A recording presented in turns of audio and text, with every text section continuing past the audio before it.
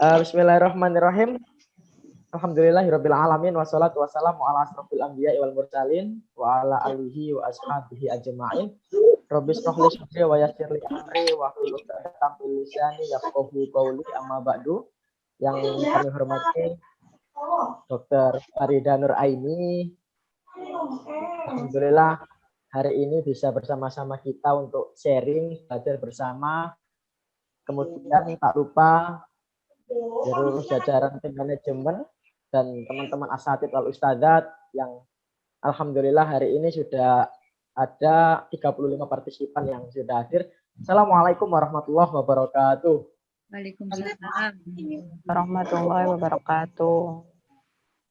Alhamdulillah, segala puji bagi Allah Subhanahu wa taala yang telah memberikan rahmat, hidayah, inayah kepada kita semua sehingga di malam hari ini meskipun sebetulnya memang tidak dalam jam kerja nggih, tapi kita tetap kembali bersama-sama dengan keluarga-keluarga besar SDT Alibro. Kita akan nanti sharing bersama, kita akan mendengarkan paparan dari Dr. Farida.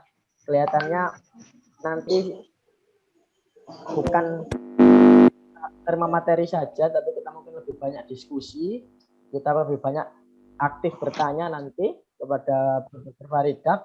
Harapannya nanti dengan mendapatkan sharing hari ini kita bisa mendapatkan bekal berharga untuk kesehatan kita.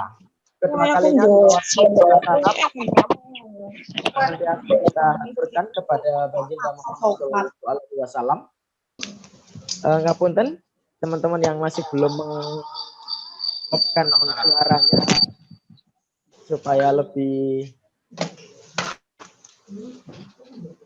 mohon diomkan dulu, mohon dibantu ya Ustaz Ridwan untuk di mute off. Imam paling kaget. Oke, terima kasih.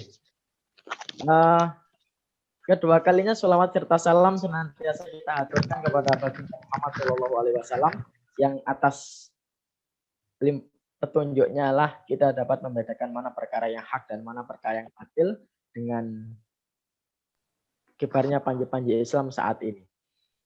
Sudah bergabung tadi ada 44, tadi baru 34, sekarang alhamdulillah sudah 44. Kelihatannya ada beberapa teman-teman ustadzah yang teman-teman ustadz yang kayaknya masih di sekolah ini. Mbok gara-gara kebanjiran kayak oleh kopi ya Ustaz Yakin, Ustaz Rendi. Cek cinta ya yang BSDT Alibro. Banjir Mas, banjir. Oh, banjir. Pedae kentir. Geng. Alhamdulillah teman-teman ustadzah. Hari malam ini kita bisa ditemani oleh Bu Dr. Farida Nur Aini. Beliau alhamdulillah bisa bersama kita. Malam ini kita nanti akan belajar tentang bagaimana cara kita di tengah pandemi ini supaya kita tetap menjaga kebugaran dan kesehatan. Beliau bernama Nur Farida. Farida Nur Aini. Ibu memberikan Bu Farida ngoten. Iya, betul. Oh, Bu Farida nggih. Nanti biar untuk lebih dekat bisa kenalan dan bertanya-tanya lebih lanjut ya kepada beliau. Langsung kita awali dulu agenda di malam yang penuh berkah ini dengan sama-sama membaca basmalah. Bismillahirrahmanirrahim. Untuk selanjutnya mempersingkat waktu kami berikan waktu kepada Bu Farida Nur Aini untuk menyapa teman-teman dahulu. Ketika nanti ada instruksi untuk share screen, saya bantu untuk share materinya, Bu Farida. Monggo. Ya. Bismillahirrahmanirrahim. Assalamualaikum warahmatullahi wabarakatuh. Waalaikumsalam warahmatullahi wabarakatuh. Yang kami cintai, alhamdulillahirabbil alamin. Salawat kita panjatkan kepada junjungan kita Nabi besar Muhammad SAW bahwa malam ini kita bisa bersua walaupun dalam kondisi offline ya, dalam kondisi sehat dan tentunya semoga dan selalu diparingi tetap iman, Islam dan istiqomah di jalannya. Malam ini saya perkenalkan Dr. Farida Nuraini, ya mungkin mbak-mbak sekalian, ustazah sekalian mungkin sudah kenal saya ya, Dr. Farida. Saya spesialis patologi klinik ya. Malam ini saya apa ceritanya bukan ngajarin tapi sharing ilmu ya, berbagi ilmu agar kita sama-sama tahu, karena bagaimanapun masalah COVID itu sebenarnya bukan tugasnya seorang dokter, bukan tugasnya tenaga kesehatan saja, tapi tugas kita bersama. Tidak mungkin dokternya yang menangani atau menyalahkan, wah pandemi ini nggak berakhir, ini dokternya goblok semua atau gimana, enggak seperti itu. Tapi itu kita memang harus saling merangkul ya, dalam artian bukan merangkul yang sesungguhnya, tapi saling bekerja sama bagaimana mata rantai coronavirus ini bisa terputus dan berhenti dan tidak berkembang biak dan pandemi ini segera berakhir. Harapan kami insya Allah seperti itu. Jadi malam ini kita mencoba mengenali dulu apa sih virus corona itu, nanti baru kita mendalami bagaimana pencegahannya ya. Baik, mungkin dari Bapak Moderator bisa di-share PPT kami yang pertama. Oke, siap. Suara saya jelas ya? Jelas. Jelas, oke. Nggih. Slideshow aja, di slideshow. Nggih, oke, lanjut. Jadi itu gambarnya virus corona ya. Jadi corona itu ada seperti koron, ada pendul-pendulnya di atasnya itu. Itu yang namanya spike yang tempatnya virus itu menempel di jaringan-jaringan tubuh kita. Itu yang merah-merah itu adalah tempat-tempat menempelnya virus di jaringan yang disukai dia di saluran pernapasan. Oke, next. Ya. Apa itu COVID-19 atau COVID-19 ya? Coronavirus Disease 19. COVID-19 adalah suatu penyakit menular ya. Jadi penyakit menular. Jadi penyakit ini bukan penyakit keturunan, tapi penyakit menular yang disebabkan oleh severe acute respiratory syndrome coronavirus 2 atau SARS-CoV-2.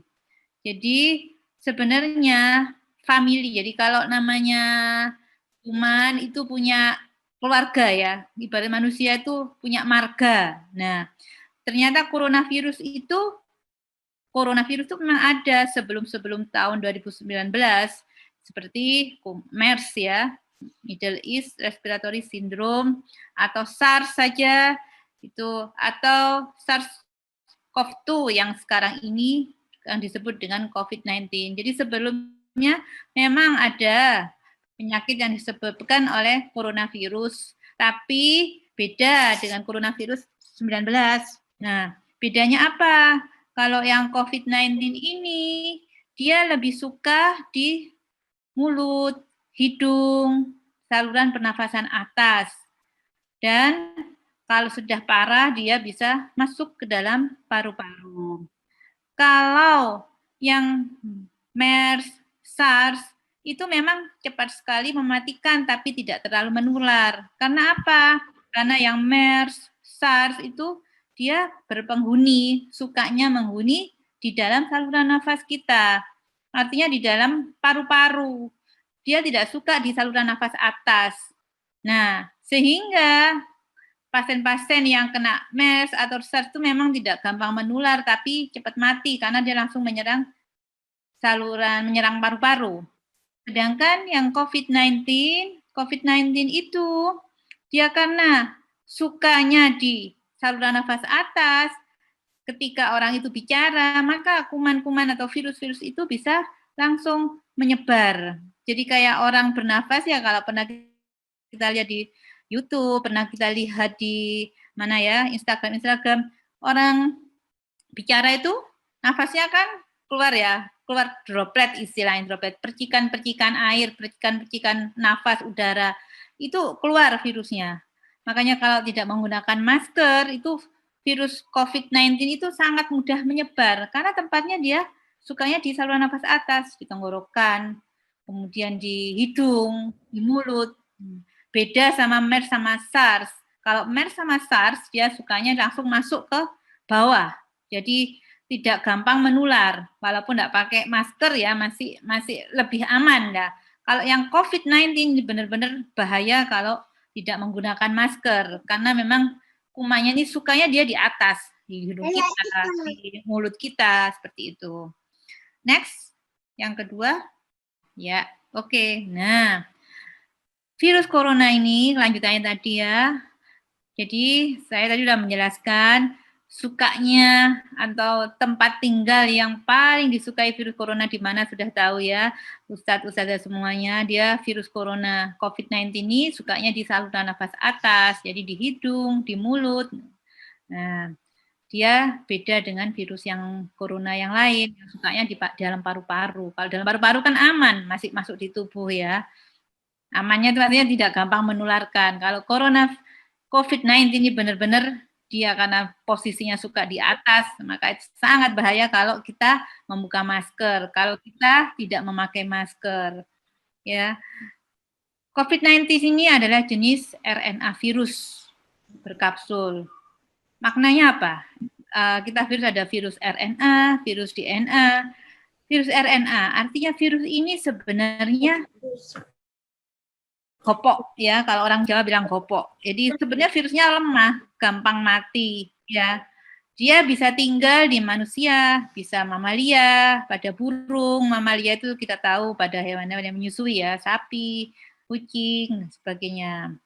Nah, virus COVID-19 ini punya struktur protein tadi ya, kita lihat bentuknya bundar kayak bakso, tapi ada pendul-pendulnya itu tadi. Ada protein N, ada glikoprotein M, ada glikoprotein S, spike tadi yang mancep-mancep yang merah-merah itu, ada protein E. Nah, protein-protein ini nanti akan digunakan untuk deteksi virus ketika kita melakukan pemeriksaan diagnostik ya. Maksudnya ketika kita periksa swab antigen maupun swab PCR itu karena kita mendeteksi protein-protein yang melekat pada tubuh virus itu.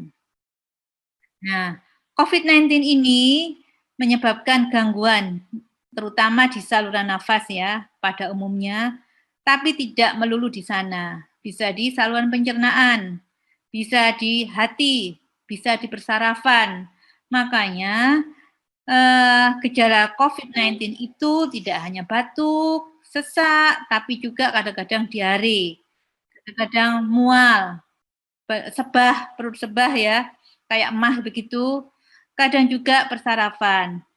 Jadi beberapa jurnal menemukan bahwa ada gejala mengarah ke arah seperti stroke.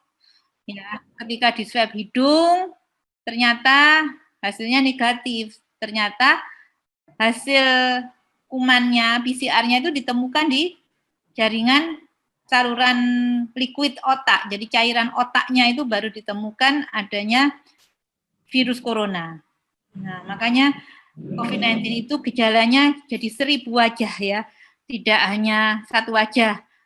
Batuk, yang kita katakan batuk, pilek atau ya sakit tenggorokan, sesak. Nah, ternyata enggak, bisa macam-macam.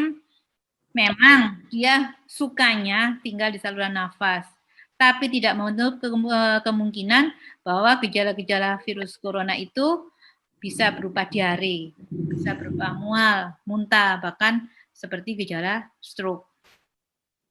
Lanjut. Ya.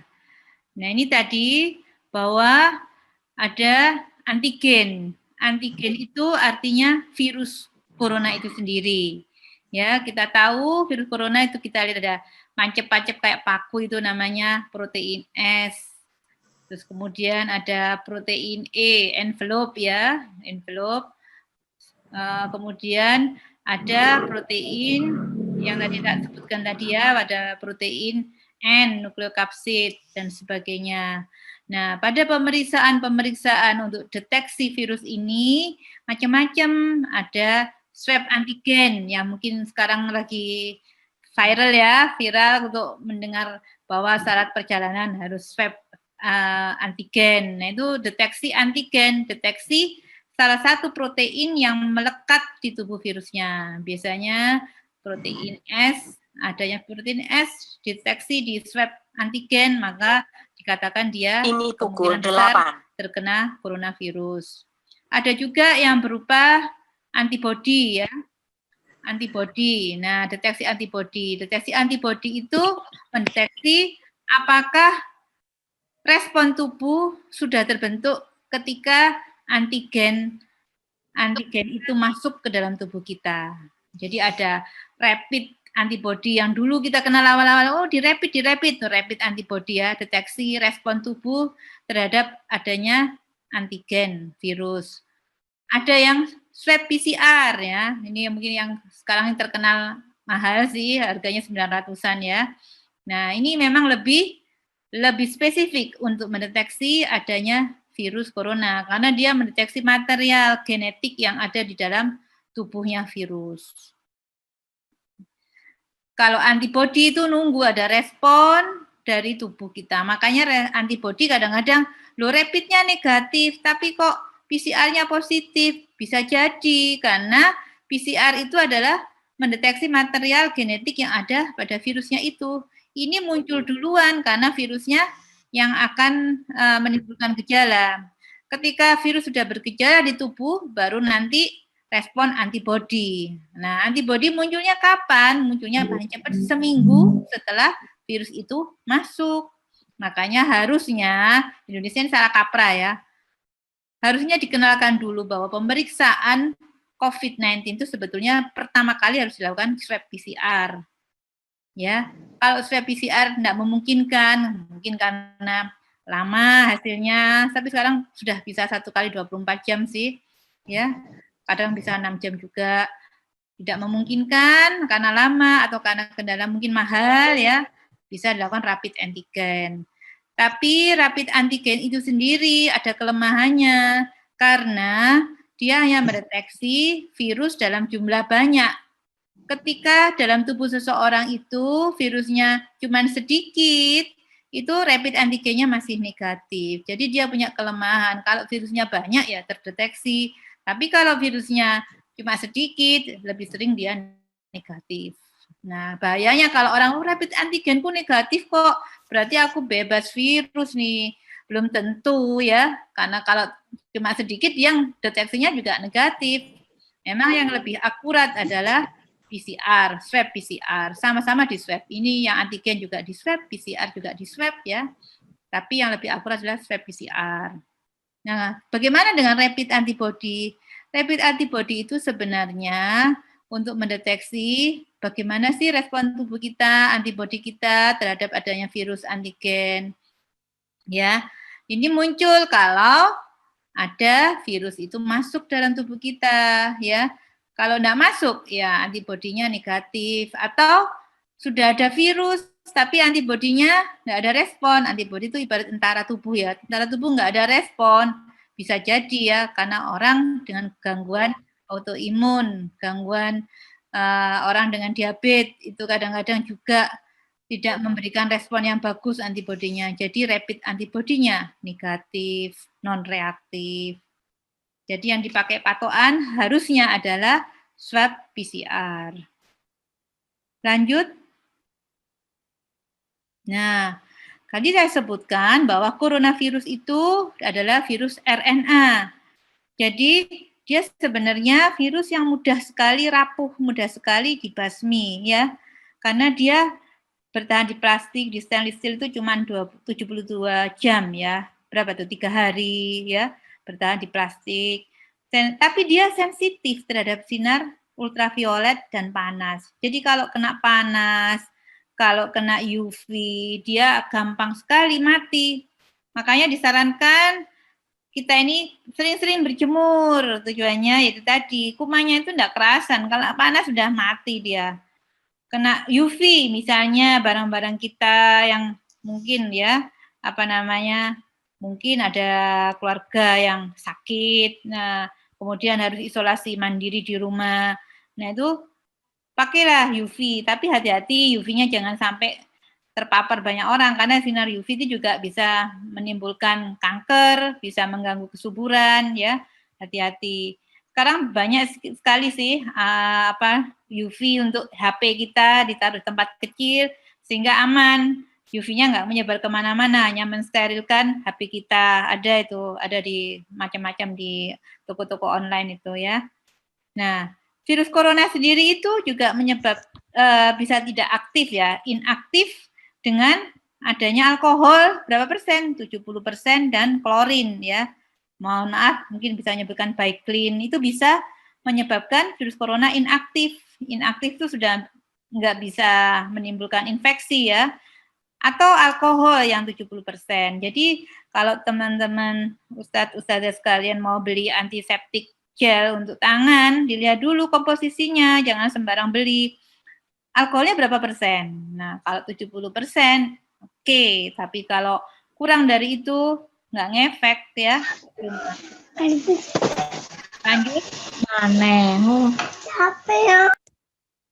Nah, kita tahu bahwa perjalanan virus corona ini, dia sudah berulang tahun ya, 1 tahun. Kita doakan jangan panjang umur ya. Kadang-kadang kita memberi ucapan selamat ulang tahun, semoga panjang umur. Nah, ini hati-hati kalau virus corona jangan dibilang panjang umur ya. Ndang mulio nang kino gitu ya. Kembalikan lagi ke sana. Nah, WHO menetapkan COVID-19 ini sebagai pandemi pada 11 Maret 2020. Ya, artinya pandemi itu sudah di mana-mana di dunia ini. Lanjut. Masa inkubasi. Masa inkubasi itu apa? Jadi masa masuknya virus sampai timbulnya gejala di tubuh itu rata-rata ya 5 sampai 6 hari. Namun masa inkubasi di dalam beberapa jurnal disampaikan bisa 1 sampai 14 hari. Artinya apa? Ya, misal ada seseorang teman kita yang positif. Kemudian dia lepas masker, makan-makan bareng, karena dia tidak bergejala. Jadi datang tetap masuk kerja, ngobrol, makan bareng di kantor.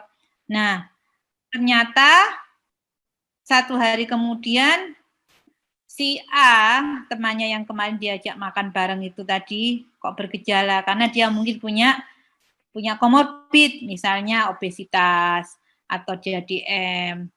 Bisa, kemarin baru ketemu kok dia kena ya. Iya, karena masa inkubasi itu bisa berlangsung 1 sampai 14 hari, sampai 2 minggu. Seperti itu, maka ya itu tadi, hati-hati ya. Kalau sekarang ini kita tidak bisa menganggap bahwa, halah temanku loh sehat. Jadi kita sekarang ini harus punya parno, istilahnya anak-anak muda sekarang itu parno ya. Jadi anggap teman kita adalah pasien. Jadi kita bisa menghati-hati sendiri, kita bisa jaga jarak, tidak gampang, waduh cium-ciuman mungkin ya, ketemu ustadzah-ustadzah kan kalau kita dulu kan mesti merangkul, cium-ciuman, kemudian ayo makan-makan bareng, namanya supaya rukun ya, guyup seperti itu. Kita sekarang harus waspada, tidak bisa seperti itu. Jangan menganggap teman kita ini orang yang sehat. Kita harus sangat waspada ya.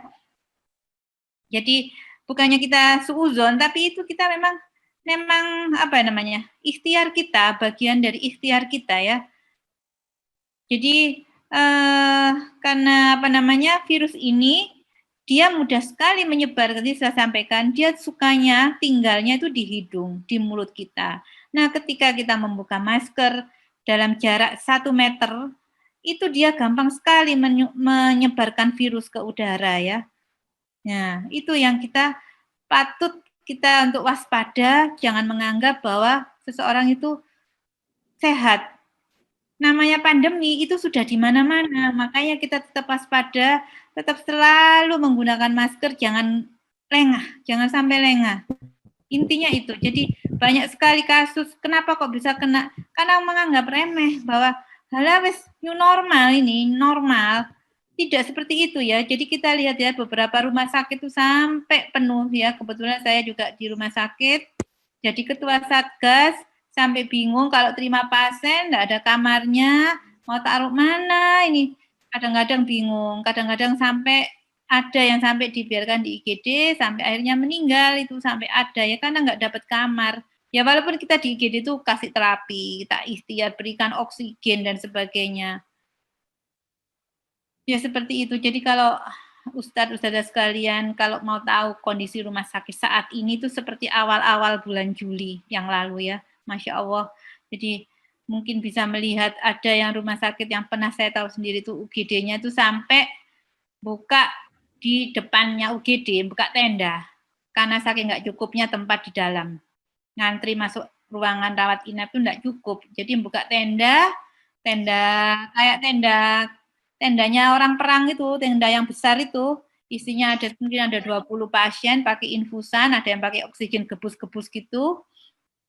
Masya Allah. Jadi kita nggak bisa nganggap ini normal, enggak normal ini, enggak normal ini malah saking sangat-sangat gentingnya berkali-kali lipat dari kejadian-kejadian yang awal.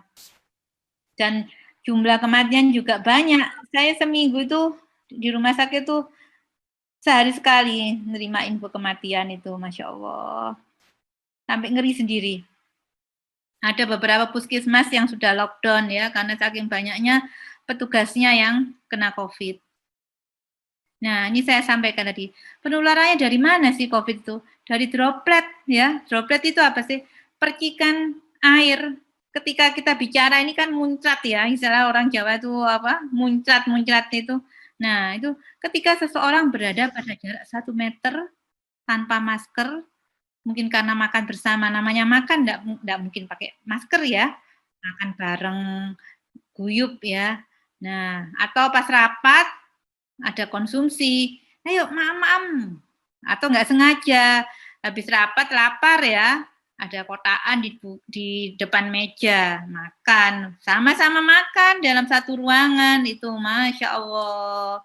Apalagi ruangannya tertutup ya, ber-AC tertutup, memang sejuk kalau waktu kita zaman belum ada pandemi, oke. Kalau sekarang itu kumannya muter di situ.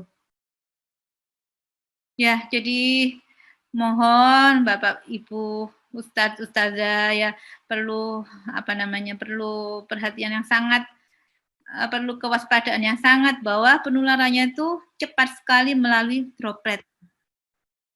Yang kedua, kontak dengan benda yang terkontaminasi ya. Jadi saya kalau dari rumah sakit itu kalau mau pulang HP itu tak kasih alkohol, tak lap. Bukan waduh kok anu seduse apa jenenge wasis ya. Ya enggak, tapi ya gitu. Saya di rumah sakit itu kan ya zona merah ya. Makanya saya juga enggak mau enggak mau kumpul-kumpul dengan orang banyak ya. Saya dan anak sendiri. Saya habis dari rumah sakit mesti mandi dulu baru bisa ketemu dengan anak-anak. Kalau enggak saya tidak ingin jadi karier, artinya pembawa kuman yang dari rumah sakit yang udaranya infeksius masuk ke rumah. Jadi selalu saya mandi dulu, terus bersih baru bisa kumpul. Sepatu saya taruh luar. Sepatu itu tidak masuk di area dalam. Jadi dalam rumah ini suci ya, insya Allah. Ya bukannya masjid tapi di kita jaga-jaga lah. Jadi seperti itu. Tas saya juga gitu. Ketika masuk ke kamar saya semprot dulu dengan alkohol seperti itu. Lanjut ya. Gejalanya apa sih COVID itu? COVID tidak selalu ada gejala. Jadi istilahnya asimptomatik. Makanya kalau gejala asimptomatik itu tadi ini. Jadi kalau asimptomatik memang tidak disarankan untuk MRS ya. Jadi seseorang mungkin di tracing di kantornya positif. Nah, tidak ada gejala apa-apa. Nah, itu dia bisa isolasi mandiri di rumah. Tidak perlu ke rumah sakit ya. Kalau sudah ada simptomatik seperti batuk, itu khasnya itu batuk kering, bukan batuk berdahak. Pilek, kemudian badan lemas, nyeri tenggorokan, diare, panas, sesak. Dan mungkin yang teman-teman sering dengar anosmia. Jadi hidungnya nggak bisa mencium. Misalnya bau suami kita, bau kecut, bau gitu, biasanya kok ambune kecut kok gak ambu gitu ya. Atau mungkin pas semprot-semprot baygon, biasanya bau baygon kok gak bau. Atau masak-masak, biasanya kalau kita masak kan bau aroma-aroma sedap ya. Kok nggak bau, itu perlu kita curiga. Kok hidung saya kok nggak bisa mencium ya, nggak bisa membau ya. Atau makan nggak bisa terasa. Jadi saya pernah dengar di entah apa ya, WA apa-apa gitu, seseorang yang pernah terkena COVID itu, dia makan nasi itu, padahal nasinya ya biasa, seperti keras, seperti makan kerikil katanya. Nggak bisa merasakan nasi, lauknya sedap apa-apa, nggak bisa. Rasanya sama semua. Itu juga termasuk salah satu gejala COVID. Lanjut. Apa yang harus dilakukan jika sudah ada gejala? Jangan ditutup-tutupi ya. Segera berobat ya. Saya mungkin termasuk tim kesehatan Gresik ya, bisa memfasilitasi seandainya Bapak atau Ibu Ustadz-ustadzah semua konsultasi, monggo ada WA saya. Tapi mohon maaf, mungkin karena WA yang masuk itu banyak ya, karena saya juga sebagai Ketua Satgas di Rumah Sakit Muhammadiyah Gresik. Jadi kalau ada konsulan itu kadang kok lambat ya, suruh respon, mohon ditelepon nggak apa-apa, asal tidak pagi. Mungkin kalau pagi saya sangat sibuk ya, karena harus rapat, harus mengurusi ini itu. Jadi mohon Bapak Ibu kalau malam aja bisa WA, kalau suruh respon nggak apa-apa, bisa di telepon via WA. Insya Allah saya bisa memberikan konsultasi. Kemudian apa yang dilakukan di rumah? Pemeriksaan fisik. Mungkin Bapak Ibu sekalian punyalah namanya TEM ya, kan banyak ya TEM dijual di mana-mana, di toko online juga ada, di apotek-apotek juga ada TEM. Kalau sudah mulai demam, cek berapa suhunya. Dikatakan demam berapa? Dikatakan demam itu 38 ya. Suhu normal itu berapa? Suhu normal itu 37,2 ke bawah ya. Antara 35 sampai 37,2 itu katakan normal. 372 ke atas sampai 38 itu dikatakan subfebris atau orang Jawa bilang sumer ya. Kalau 38 ke atas dikatakan demam atau panas. Nah, setelah menemukan tanda-tanda misalnya kok sumer ya, kok panas ya, kemudian kalau punya oximeter ya, oximeter itu ada di toko online 50 ribuan murah itu ya, itu bisa dicek SpO2-nya. Nah, kalau SpO2-nya sudah di bawah 90 ya, itu bahaya ya. Di bawah 95 itu hati-hati, coba istirahat dulu. Tapi kalau sudah di bawah 90 ya harus segera ke rumah sakit. Itu bahaya. Namanya oximeter ya. Nanti gampang kok ditancapin di jari gitu, nanti bisa keluar angkanya langsung. Jadi yang perlu di rumah apa yang dilakukan? Punya termometer, kemudian punya oximeter ya, oximeter untuk melihat SpO2. Bahaya jika di bawah 90. Di bawah 95 itu hati-hati. Nah, yang bagus berapa? Di atas 95.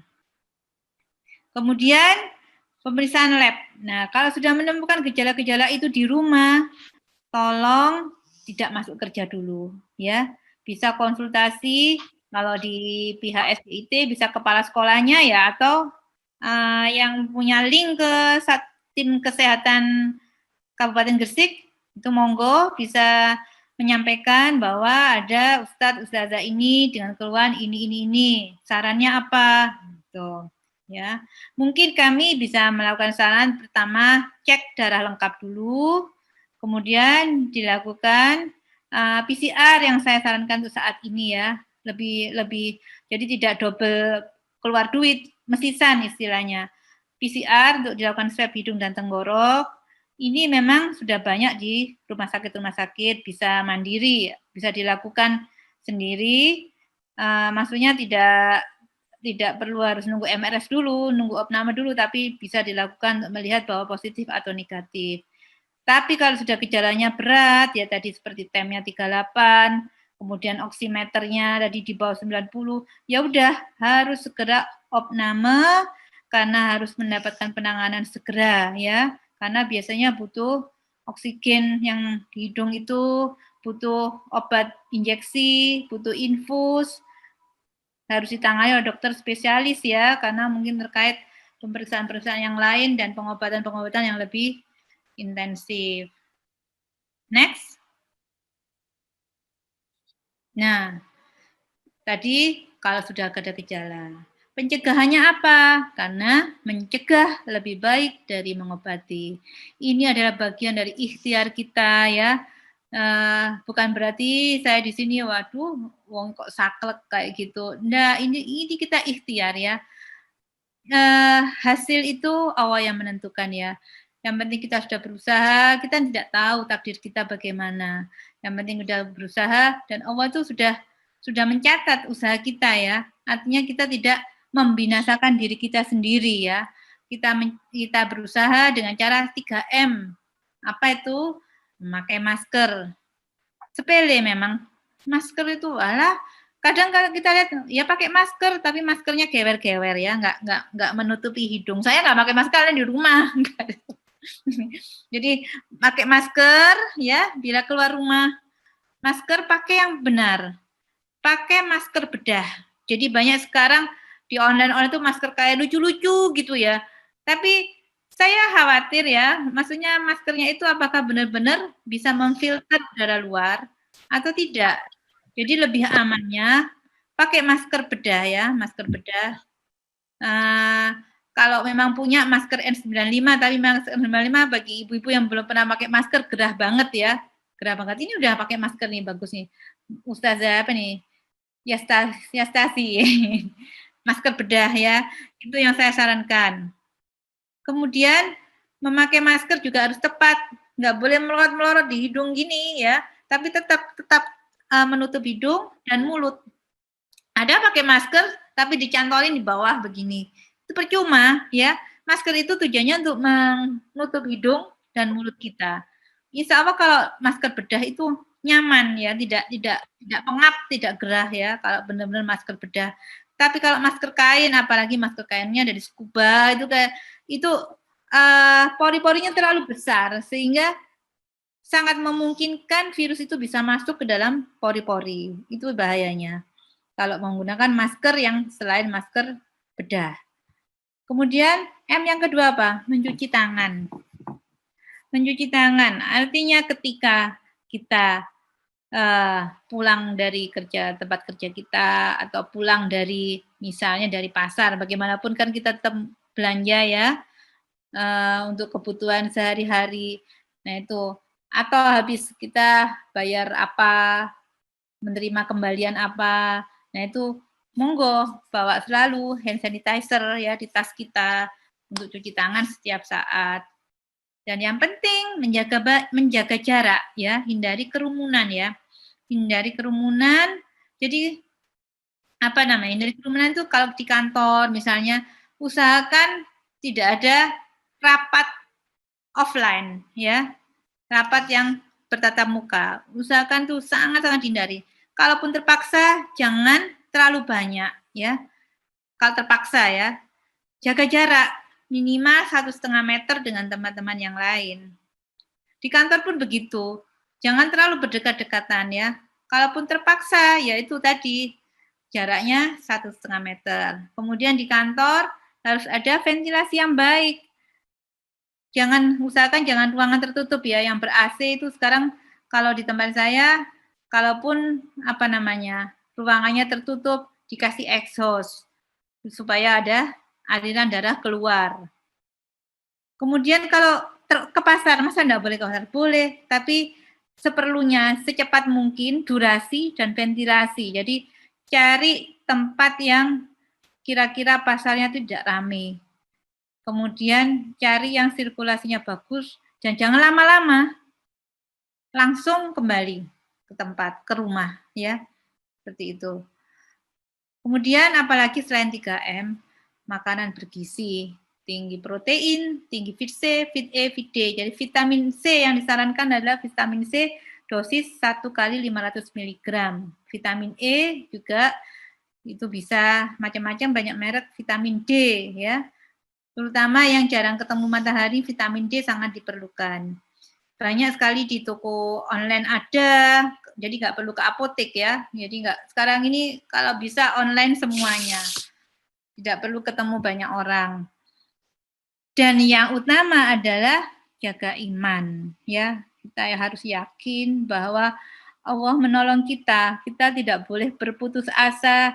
Aku setahun berdoa, COVID ini segera berakhir kok belum terkabul. Kita jangan pernah putus asa. Ayo bareng-bareng berdoa ya. Semua berdoa, kita nggak tahu doa siapa yang diijabahi oleh Allah ya. Insya Allah Allah itu maha mendengar, harus yakin ya bahwa ini ujian. Mungkin akan menghapus dosa-dosa kita karena kita yang lalu-lalu mungkin banyak berdosa. Bisa jadi juga ada hikmahnya ya. Setelah COVID ini mungkin kita lebih waspada ya, tidak menggampangkan untuk hidup kotor. Jadi tetap selalu ingat bahwa kebersihan itu penting. Seperti itu. Bahwa kita ini tidak boleh remeh ya. Virus itu kecil, tapi ternyata dampaknya luar biasa. Jadi tidak boleh sombong.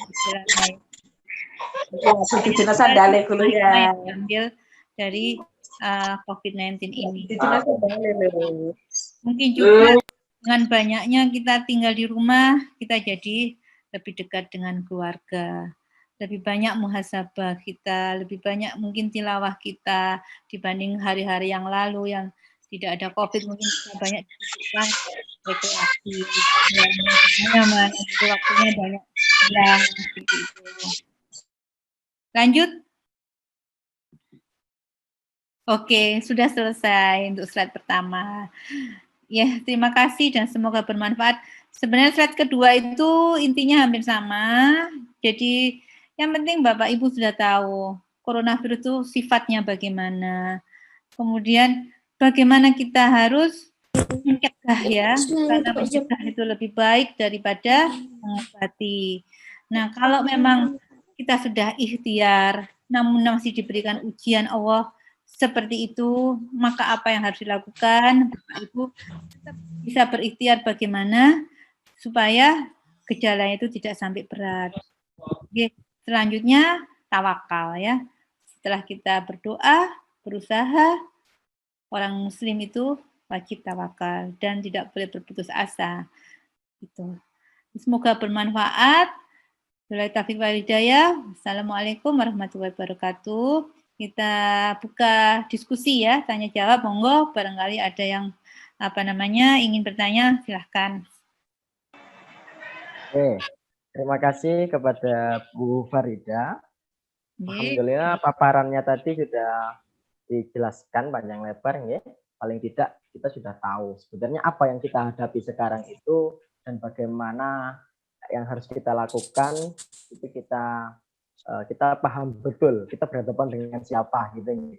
Kalau kita ingin berhadapan dengan sesuatu, kita harus mengetahui siapa dan bagaimana sesuatu tersebut, sehingga kedepannya kita bisa mulai menata diri kita dengan sesuatu tersebut. Akhirnya kita bisa tahu, oh ternyata penanggulannya seperti ini, cara-caranya seperti ini, dan lain sebagainya. Kita buka diskusi, Ustazah. Barangkali ada yang ditanyakan, boleh pakai chat atau panjenengan bisa langsung menyalakan audio, kemudian boleh langsung menanyakan kepada Dr. Farida. Monggo. Oke, sudah ada masuk di chat, saya bacakan, ya, Bu Dokter. Apakah pasien yang sembuh dari COVID berpeluang untuk tertular lagi? Oke, langsung saya jawab ya. Oke, monggo. Jadi, memang di beberapa penelitian itu masih berpeluang untuk sakit lagi itu masih ada ya. Jadi mungkin dalam waktu 3 sampai 6 bulan bahkan 9 bulan dia masih ada antibodinya. Artinya dia masih punya tentara terhadap COVID ini. Tapi ketika 1 tahun ke depan itu kita belum tahu pandemi ini sudah berakhir apa belum, dan dia masih punya peluang untuk tertular. Oke, sampun terjawab ya, Dada Alma. Jadi pasien yang sembuh dari COVID itu pun masih punya peluang untuk tertular lagi. Iya, Seperti betul. itu. Ada lagi mungkin dari teman-teman yang lain bisa menuliskan di chat atau bisa langsung menanyakan ke dokter. Barangkali selama ini punya beberapa keluhan-keluhan atau apa yang dirasakan atau punya teman tetangga dan sebagainya. Oke. Dokter sekarang posisi hamil. Kemudian pertanyaannya, masih mengetik mungkin ya. Kita sambil nunggu saja. Teman-teman yang lain mungkin barangkali ada pertanyaan.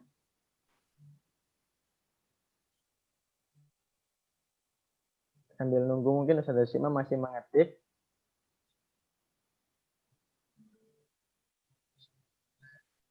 Atau mungkin dari teman-teman tadi sudah disampaikan oleh Bu Dokter nggih, bahwa apapun keluhan kita, bagaimanapun kondisi kita, kalau bisa kita sampaikan, kita periksa.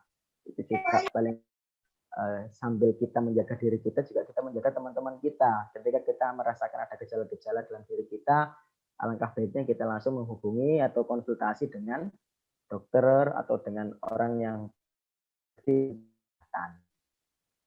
Saya lanjutkan, dokter sekarang posisi hamil, terus terang mau periksa ke rumah sakit kok maju mundur, khawatir dengan keadaan yang sekarang. Kemudian minta solusi, dok, bagaimana enaknya? Langsung dijawab, Bu Dokter? Ya, boleh. Ya, Yeah. jadi di rumah sakit manapun, insya Allah sudah ada protokol kesehatan ya. Ya, saya kalau contoh di rumah sakit saya ini sudah melalui, jadi mulai awal pendaftaran, ada pendaftaran online. Itu untuk mencegah supaya pasien tidak bergerumul pada jam yang sama. Kemudian di ruangan tunggu itu juga ada physical distancing ya. Physical distancing artinya tidak duduknya tuh enggak jejer-jejer, ada yang di XX gitu, seperti itu. Kemudian juga ada layanan obat. Jadi resep itu kadang kita sudah menawarkan untuk Delio, jadi menawarkan delivery order. Jadi pasien tunggu aja di rumah, nggak usah nunggu di rumah sakit. Nanti obat diantar sampai rumah. Jadi tetap kalau memang ada gejala atau periksa kehamilan itu kan ada yang reguler ya, artinya rutin itu minimal 3 sampai 4 kali dalam satu siklus hamil ya, 9 bulan itu. Atau kalau ada gejala yang akut, misalnya, bayiku kok gak gerak ya, atau misalnya keluar darah, seperti itu gejala yang akut ya harus segera ke sana. Karena mudorotnya lebih banyak kalau ditahan di rumah. Seperti itu. Oke. Mungkin nambahkan sedikit tingkat penularan ya dok. Artinya ibu-ibu yang biasa dengan ibu-ibu hamil, mungkin kita seperti orang biasa, dengan ibu-ibu hamil itu apa memang ada pengecualian khusus ya? Mungkin ibu hamil penularannya lebih rentan atau bagaimana? Ngoten mboten nggih? Betul. Jadi ibu hamil itu kondisi imun tubuhnya lebih rentan ya, imunitasnya lebih menurun. Makanya ibu-ibu hamil itu jadi banyak pasien kami ya yang akhir-akhir ini mulai bulan apa ya? Oktober, September, Oktober itu yang hamil dengan COVID. Banyak sekali. Jadi sampai melahirkan pun sampai COVID positif. Banyak sekali karena ibu hamil itu imunitas tubuhnya memang menurun ya, tidak sebaik kalau dia tidak hamil. Jadi harus disupport dengan vitamin. Oke, itu sudah terjawab nih, sudah Sima. Monggo kalau memang mau periksa, insya Allah setiap rumah sakit sudah menerapkan protokolnya masing-masing. Jadi jangan kalau mau ke rumah sakit maju saja, nggak pakai mundur, gitu nggak maju mundur. Kemudian ada pertanyaan lagi dari saudara Hatul Jannah. Pemakaian minyak kayu putih yang selama ini beredar, apakah memang ada pengaruhnya untuk pengobatan, Bu Dokter? Ya, jadi minyak kayu putih itu belum ada istilahnya evidence base ya, artinya penelitian secara pasti kayu putih itu bisa sebagai obat COVID. Memang belum ada penelitiannya. Jadi itu orang trial and error ya, coba-coba dengan minyak kayu putih seperti itu. Tapi belum ada penelitian sama sekali untuk obat COVID itu tidak ada. Gitu.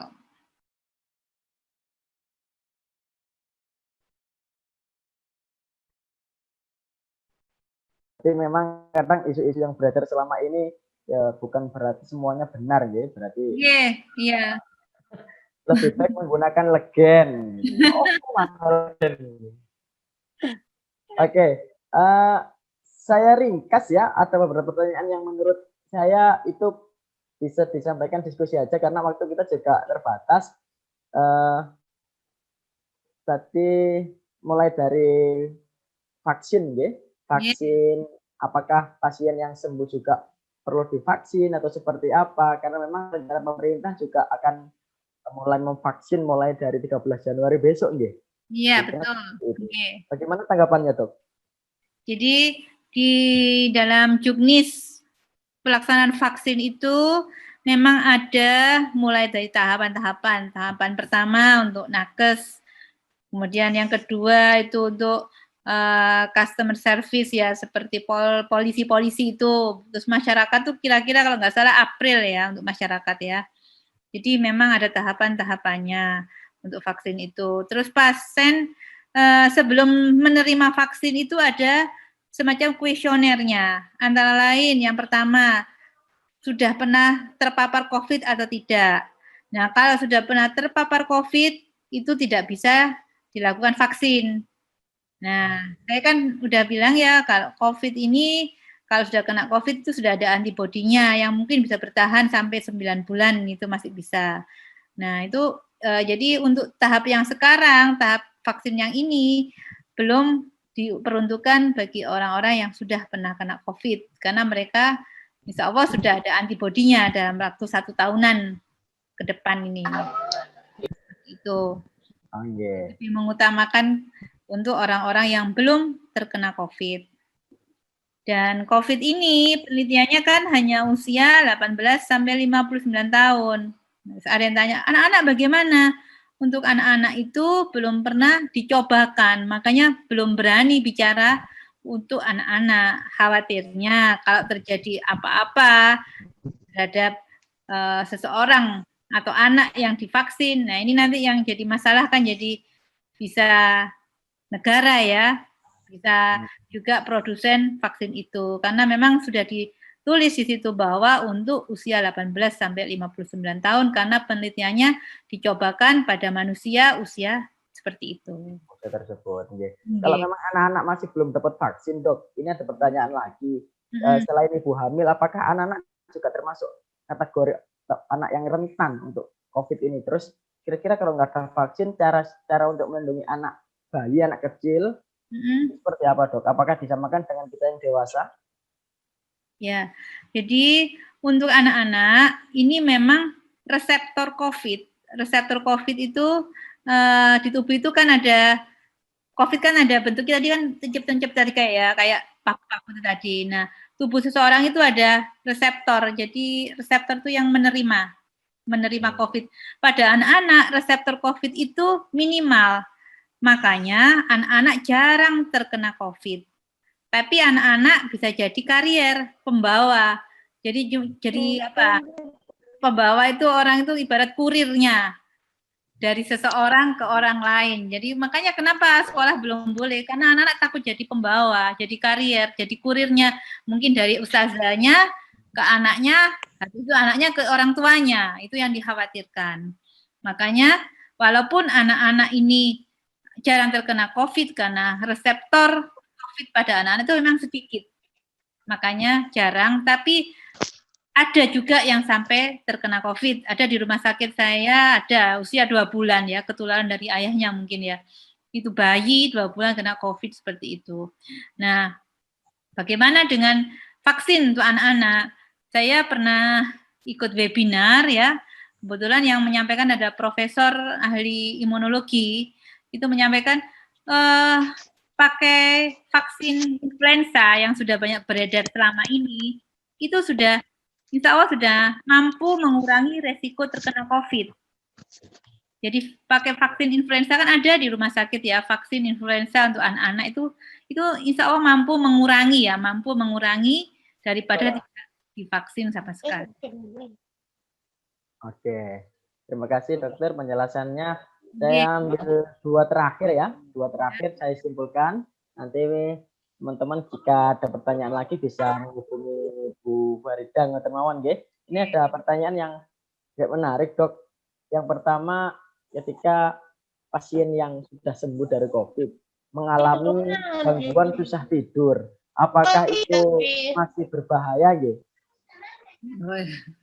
Enggak, insya Allah kalau gangguan susah tidur itu karena psikosomatis ya. Jadi selama pasien tersebut ya dikatakan sembuh ya, itu insya Allah ya sembuh ya dengan hasil bukti, ada buktinya, misalnya hasil PCR swab-nya sudah negatif. Nah, kalau sudah seperti itu kemudian ada gangguan tidur itu adalah psikosomatis, istilahnya penyakit psikis tapi bukan karena kelainan dalam virusnya, bukan karena itu. Jadi itu terapinya ya baca al-maksurat ya, baca tilawah yang banyak, sholat sunnah, itu terapinya ya, untuk mengobati ruhnya. Badannya insya Allah sudah sembuh, kalau sudah hasil lab PCR negatif ya insya Allah sudah membaik.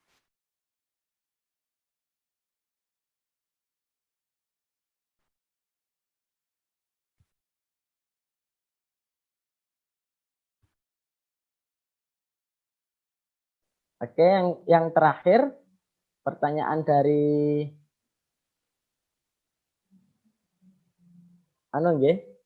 terus ada siapa? Mima.